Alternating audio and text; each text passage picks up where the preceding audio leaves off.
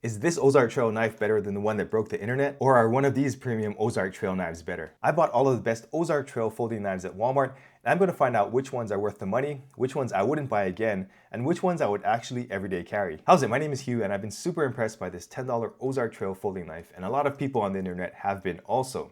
I've been using it for a few months now, and it's been great. But the reality is that I would never everyday carry this knife, so I got excited when Ozark Trail came out with some new premium knives. Since they did such a good job on this one, I wanted to find out what they could do next. Now, I call the knives that I'm going to be reviewing in this video premium because they are premium in the Ozark Trail line, and they have upgraded steel blades. They aren't the standard stainless steel. First, I'll show you the features of each knife, then I'll put them through some basic tests to see how well they perform. Then I'll give you my final verdict on each knife. All right, let's get into it. All right, so just for reference, this is what the original knife looked like in the packaging. It came in a blister pack. You can tell that's the original because it doesn't have the reversible pocket clip on it, and a few of the newer knives also came in this blister pack, but now they are packing it in these boxes, which is pretty cool. Makes it a little bit nicer to give as a gift if you're going to do that. They have numbers on them, and they also have names. So it's a Nimbus, Valor, and Elevation. This is $10, $20, $25. So let's see what we've got in these boxes. All right, let's see what we got here. Okay, so this is the $10 knife with the aluminum handle. That looks really cool. The next one is going to be the Valor, so I'm going to open this one up. All right, let's see what this looks like. So we got another blue knife here. Nothing in the box, no instructions or anything, just the knife. And it looks really cool. And finally, I have the Elevation. So let's dig into this one and see what's in the box. All right, when we open it up, same deal, just the knife.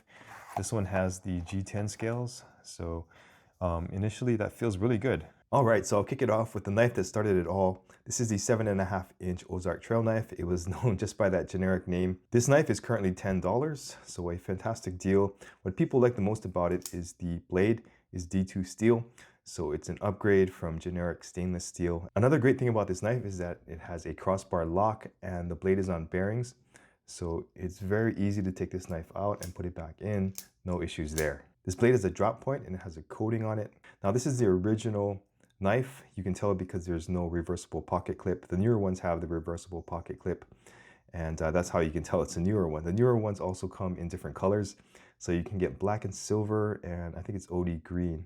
And I think there's a coated blade on the OD green one. The thumb stud on this one is pretty easy to use. It sticks out quite a bit, so you can get some really good grip on it and you can pull it out like that.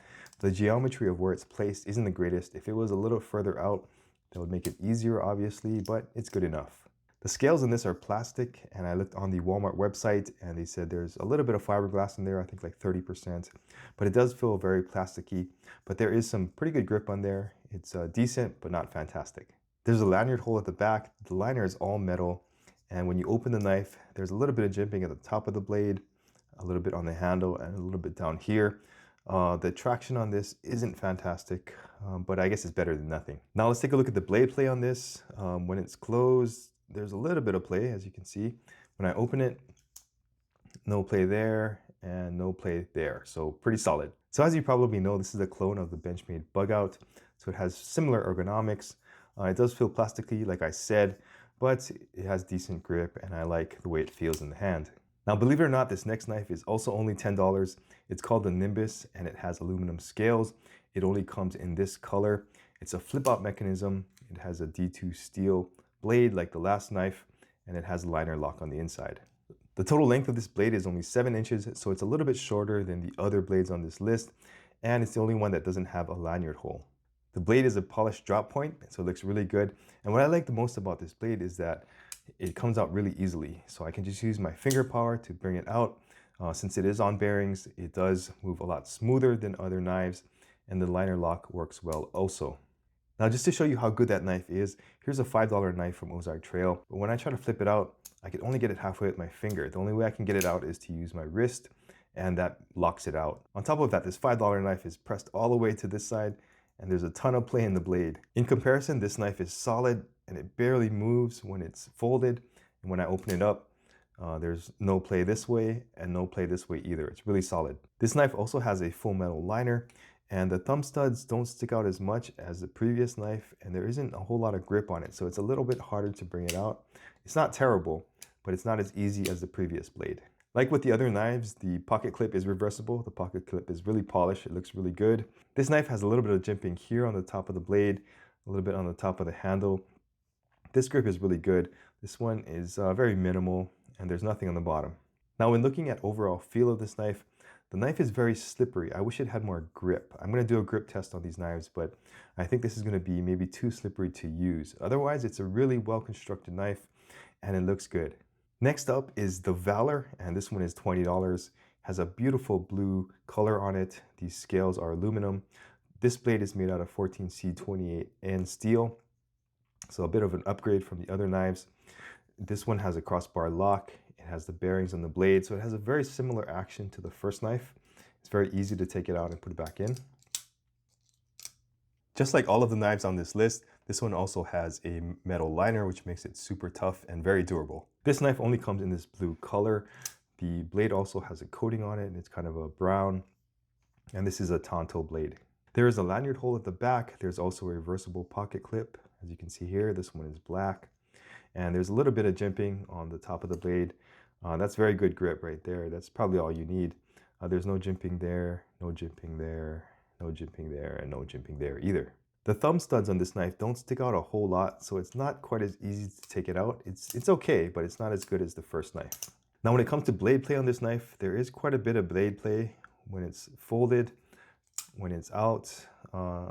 There's a little bit of play side to side. Up and down, there's no play. The overall length of this knife is 7.5 inches. As far as feeling the hand, I think that this might be a little bit too slippery. I'll have to find out in the slip test. But otherwise, the ergonomics are good. I like how it feels in the hand. The jimping has a lot of grip, so that's fantastic. I'm not personally a big fan of the Tonto blade. That's just a personal preference. But if you like Tonto blades, this could be the knife for you. The last knife I'm going to review is this one. It's called the Elevation, and this is the most bougie one on the list. It's $25. It has G10 scales. The blade is 12C27 steel, and it has a push-button lock system. Like most of the knives on this list, this is the only colorway that this knife comes in, the green with the orange. But I really like that. That's a really cool combination. The blade is stonewashed with a clip point. It is on bearings, so it's really smooth, and it has the smoothest action out of all of the blades on this list. Now I'll show you a comparison with this blade. Now it is pretty free-flowing, but it does have that like mechanical grinding noise while it's moving. Whereas with this blade, it's super smooth. You don't hear that grinding noise in between. The total length of this knife is 7.5 inches. It does have the full metal liner. Like I mentioned, it has the lanyard hole, and it has a reversible pocket clip, which is black. Now we'll take a look at the jimping. This one only has jimping on the blade right there, but it is good. It has a lot of grip, even though it's a very small part of the blade. There's no other jimping on the top or on the bottom. When we take a look at the play in the blade when it's closed, there's nothing there. That's solid. When I open it up, no play this way and no play this way. So it's a solid blade. Now taking a look at the thumb studs, they don't stick out nearly as much as the ones on the first knife, but they do have just as much grip as those thumb studs. So it makes it really easy to take the knife out. Again, the geometry on these could be a little bit better if they were out here. That would give you a lot more leverage, but this is the easiest one to use. Now when it comes to feel in the hand, I like this one the best so far. The G10 handles have just enough grip to be useful, but it isn't overly abrasive. Okay, now I'm going to start with a couple of manila folders and do a very basic cutting test. So first up is the orange knife, and as you can see, it cuts very well. And I've been using this knife for a couple months now, so it's a little bit dull, but it still cuts well. The next one is the D2 Nimbus, and that cuts well also. Then I'm getting into the Valor, and that cuts super well. And out of all of them, this one, the Elevation, cuts the best. Now I'm going to do some cardboard cutting, and this should be a little bit more difficult. As you can see, this knife struggles a little bit because it is a little dull, but the next knife does pretty well. It cuts through the cardboard, although it is not the best out of all the knives. This one does really well.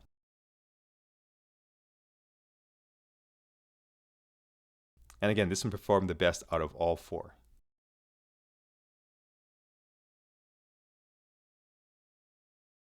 Now I'm going to move over to some paracord.